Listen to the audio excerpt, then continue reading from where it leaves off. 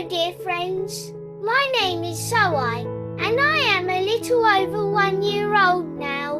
I was born as an orphan, left behind by my own mother when I was just a tiny baby. In those first days of life, I had no one to hold me, no one to comfort me and no one to call mum. But then, something truly special happened. Mother Lytucam came into my life. She did not see me as a burden or a stranger. Instead, she opened her heart and her arms and welcomed me as her own child. From that moment, I was no longer alone. She gave me warmth, protection, and the love I had once lost. Every day, she worked so hard to care for me, to give me food, and to keep me safe. I know that without her kindness and courage, I would not have this chance to grow up in love.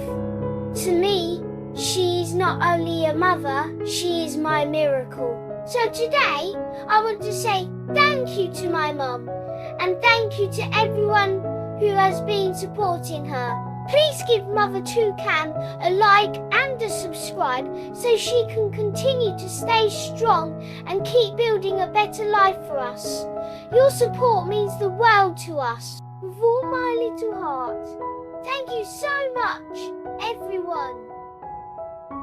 When the rooster had not yet crowed, the mountains and forests were still covered in early mist. Lytucam quietly woke up. Inside the small house, little Shuai was still fast asleep, his breathing steady, his lips pursed like a tiny angel. She gently pulled the thin blanket over him, then tiptoed outside. In the yard, a pile of wood had been prepared since yesterday. Today, she wanted to finish the door for the house. A simple wooden door, but one that would block the wind and keep her child warm through the cold winter nights. Each swing of the axe, each time she lifted the heavy wood, became her strength, for in her heart always appeared the image of her little son. But while she was still hard at work, suddenly from inside the house came a familiar cry. Shuai had woken up. Lytucam dropped the piece of wood in haste and rushed inside to hold her child in her arms. The boy rubbed his sleepy eyes, his tiny hands clutching tightly at her shirt, as if afraid that even a single moment apart would take away the warmth of his mother. Lytucam soothed him, whispering softly, "Be good, my Shuai. I just need to finish this door, so when the winds come, you won't be cold. Play nicely for a while, and then I'll hold you for a long time." Those words were not only to calm her son, but also a promise from the depths of a mother's heart. Little Shuai seemed to understand. After being hugged, listening to that gentle, familiar voice, he stopped crying. His round eyes looked straight at his mother. When Lytucam placed him on a small mat, Shuai obediently reached out to play with a frayed piece of cloth, or giggled at the sunlight shining through the cracks of the door. His baby babbles filled the room, as if to tell his mother, "Don't worry, Mum. Keep working. I'll be good." Looking at her child, Lytucam's heart overflowed with emotion. In his innocence, she found an immense source of strength, enough to give her weary hands new power. From time to time, she turned back to check on him and saw her boy still sitting there, his chubby little hands patting the mat, his mouth filled with pure laughter. That alone for a mother was true happiness. Outside, the sound of chisels striking wood echoed through the morning mist, blending with the baby's babbles inside the empty house. A simple scene, yet overflowing with the warmth of family. Every chisel strike, every clash of wood, was no longer just work, but the rhythm of faith and the beat of a mother's love, quietly building a future for them both. While Lytucam was still busy with the bamboo and wooden planks, suddenly from the distant path came the sound of footsteps.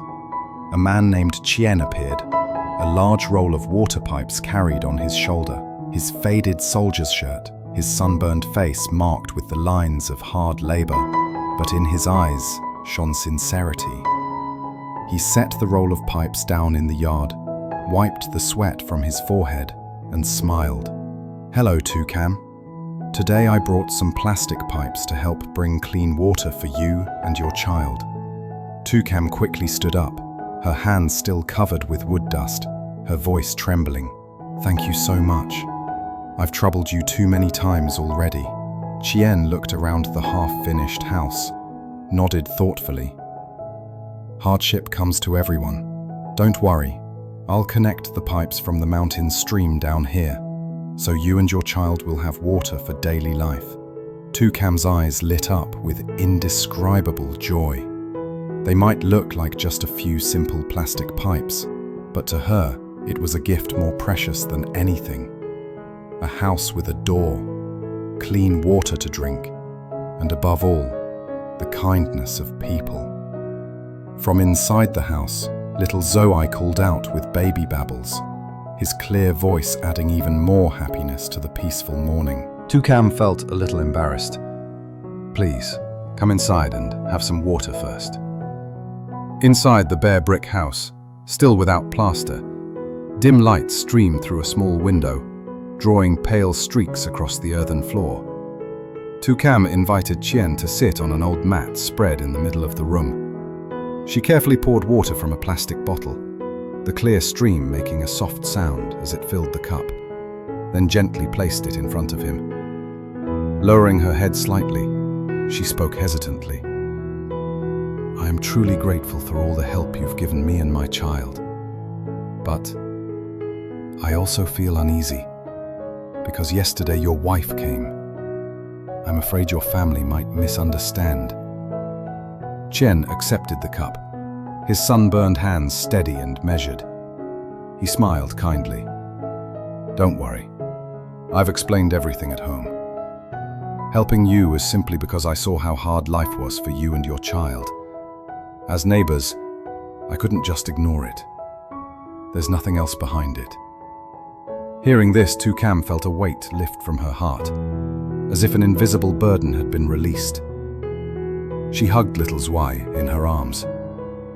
The child gazed curiously at the guest with big round sparkling eyes. Suddenly, the boy babbled a few unclear sounds and waved his tiny hands. Tien laughed warmly, reaching out to take the child from his mother's arms. "Oh my, what a good boy. So young yet already knows how to greet people. Look at how lively he is.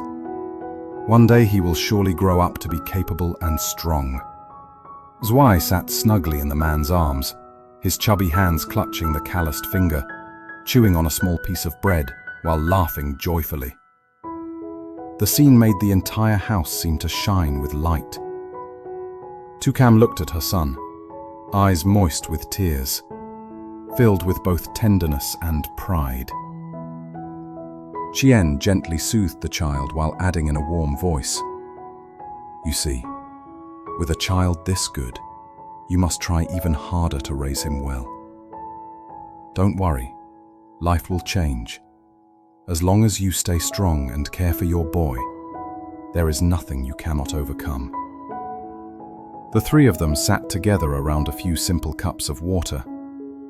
Children's laughter mingled with heartfelt conversation.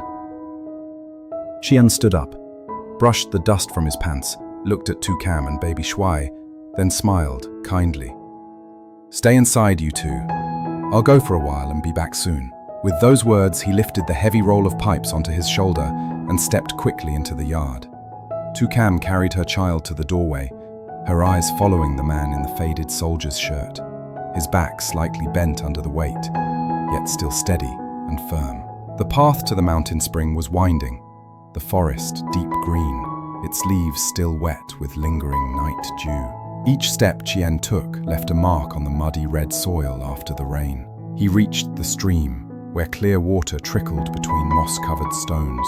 He set the pipes down, washed his dirt-stained hands and began his work. Skillfully, he chose the spot where the water ran strongest, dug a fixed trench with a small hoe, then lowered the pipe head right where the spring bubbled from the rock. His calloused hands tied it tightly, securing it with large stones so the water would not spill away. Then he followed the slope downward, unrolling the long black pipe piece by piece, across roots, across jagged rocks.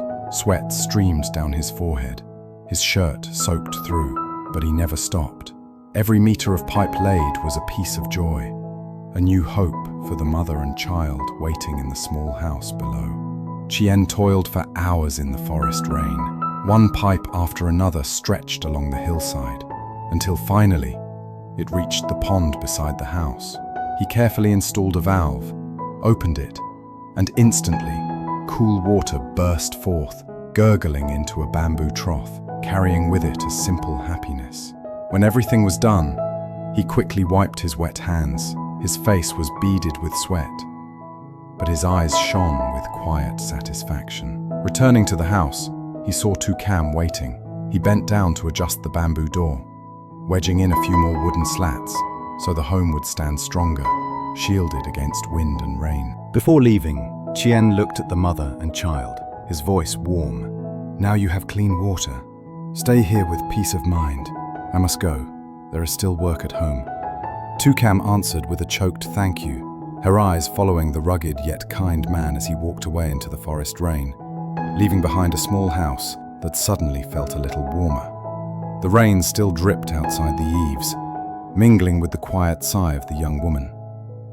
She whispered in her heart, as if sending words into the empty air. "You are gone, but this kindness, my child and I will remember forever." Lytucam gently closed the bamboo door, and the house sank again into its familiar warmth. She stepped forward to pick up her child, holding him close against her chest. Her voice was low and tender, like a lullaby. "My son, when you grow up, remember this. In this life, whoever once reached out to help you, you must be grateful. You must live well, so as not to betray that kindness." Little Joy looked at his mother with innocent eyes, his tiny hands clutching her shirt. Lytucam kissed his forehead softly, her heart lighter, as if entrusting all her love and faith into the path ahead. In his mother's arms, the child could only look up, his innocent eyes shining. That story, one day he would understand. But today, let him speak in place of his mother. From today, our home finally has clean water. Mother Lytucam no longer has to carry me on a long walk to fetch it. I am grateful to the kind uncle who helped my mother and me.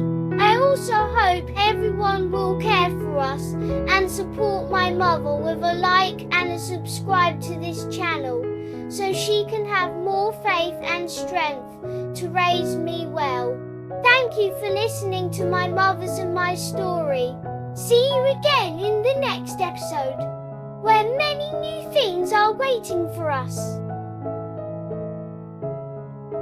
Chúng ta vừa cùng nhau đi qua một hành trình nhỏ nhưng lại chất chứa thật nhiều cảm xúc, từ những nỗi buồn, những giọt nước mắt cho đến cả những khoảnh khắc bình yên, giản dị vô cùng quý giá.